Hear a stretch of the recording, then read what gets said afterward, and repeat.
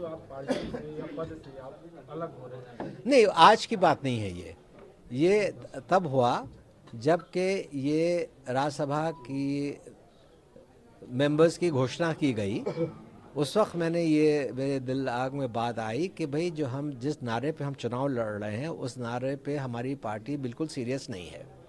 और जिस तरह से राज्यसभा के टिकट दिए गए, मेरा एक दिल में और मेरे साथियों के दिल में ये सोच उठी कि भाई जिस मुद्दे पे आप 2024 का चुनाव लड़ना चाहते हैं उसी मुद्दे पे ही से आप हट जाते हैं तो हमारा क्या वजूद है, हम क्यों रहें पार्टी के साथ।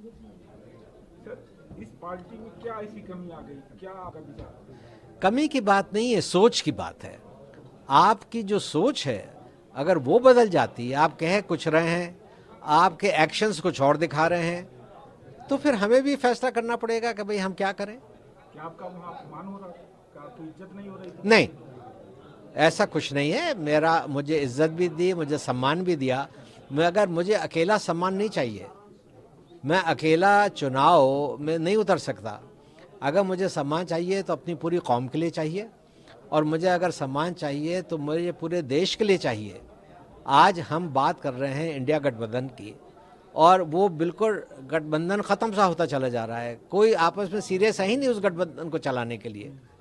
तो ये राजनीति आज इस मोड़ पे पहुंच गई है कि हम जैसे लोग, हमने हमेशा राजनीति ईमानदारी और सच्चाई के साथ की, अब घुटन सी महसूस हो रही है। पहले जैसी सपा नहीं थी? देखिए, मैं सपा पे कोई टिप्पणी नहीं करना चाहता।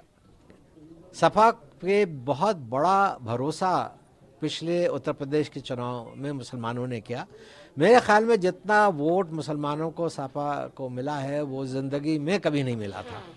बहुत बड़ी संख्या उनको मिली थी, मगर मुसलमानों की जायज़ बातों पे आवाज़ ना उठाना ये एक तकलीफ़ की बात है। सर, लोग कह रहे हैं कि आपको राज्यसभा नहीं मिला, जिसके दरकिनार कर रहे हैं, या क्या? ऐसा है, राज्यसभा मुझे पिछली दफ़ा भी नहीं मिला था, मगर जावेद अली खान साहब को दिया राज्यसभा। उस वक्त तो ना मैंने इस्तीफ़ा दिया, ना मैंने कोई नाराज़गी दिखाई। अगर मुझे यही होता कि राज्यसभा ना मिलने पे मुझे नाराज़गी है तो मैं उस वक्त भी दिखाता, मगर एक मुसलमान को उन्होंने दिया। और सही जो परंपरा हमेशा रही है समाजवादी पार्टी के, उसके मुताबिक चले, तो मुझे खुशी थी। इस दफ़ा मुसलमान का सवाल नहीं है और मेरा सवाल नहीं है, किसी मुसलमान को दे देते। सर, अगला कदम क्या होगा?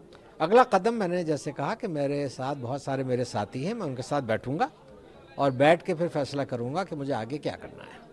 कौन सी पार्टी होगी? ये कोई अभी तय नहीं है कि कौन सी पार्टी होगा। ज़रूरी नहीं है कि आप कोई पार्टी ही ज्वाइन करें। अगर आपको सेवा करनी है देश की, अपने लोगों की, तो आप बगैर पार्टी में भी रह के सेवा कर सकते हैं। और ये हमारे परिवार ने हमेशा किया। हमारे ट्रस्ट चल रहे हैं, हम लोगों की मदद कर रहे हैं। हम कभी हिंदू मुसलमान नहीं देखते, जो ज़रूरतमंद आता है उसकी मदद करते हैं। ये एक परंपरा हमारी चली आ रही है, वो चलती रहेगी। अब राजनीति में हमें सोच के कदम उठाएंगे कि बार बार हम इधर से उधर से नहीं कूद सकते। जो भी कदम उठाएंगे ठोस उठाएंगे और सबके साथ की राय के साथ उठाएंगे। इंडिया गठबंधन के बारे में क्या कहेंगे? इंडिया गठबंधन तो मैंने आपसे कहा कि कुछ मेरी समझ में नहीं आ रहा है। जिस उम्मीद के साथ इंडिया गठबंधन बना था वो तो अब नज़र ही नहीं आ रही है। मुस्तकिल जयंत चौधरी ने छोड़ दिया, नीतीश कुमार जी ने छोड़ दिया, जिन्होंने शुरुआत की थी इंडिया गठबंधन की। वहाँ हमारे अशोक चव्हाण साहब ने महाराष्ट्र से छोड़ दिया। कुछ चर्चाएं चल रही हैं कमलनाथ साहब के बारे में भी, मुझे नहीं मालूम उसमें कितनी सच्चाई है या नहीं है। तो और आपस में जब इन लोगों से बात होती है तो ये आम आदमी पार्टी का बयान आता है कि हम 13 की 13 सीटें लड़ेंगे पंजाब में, हम 7 की 7 सीटें लड़ेंगे दिल्ली में।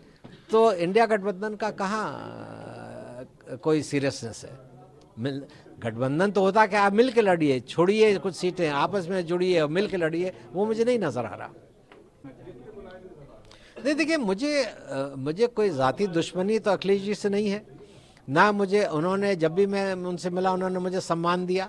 ये अलग बात है कि बहुत सारी बातें मेरी सुनी और बहुत सारी बातें नहीं सुनी, मगर आज तकलीफ मुझे ये है कि जिस बड़े मुद्दे पे हम चुनाव लड़ रहे थे अखिलेश जी उससे दूर हट गए। नमस्कार, मैं हूं मानक गुप्ता। अगर आपको हमारा ये वीडियो पसंद आया हो तो इसे लाइक और शेयर जरूर करें, और हाँ, हमें सब्सक्राइब और फॉलो करना ना भूलें ताकि आप देश और दुनिया की कोई खबर मिस ना करें। तो जुड़े रहिए हमारे साथ और देखते रहिए न्यूज़ 24।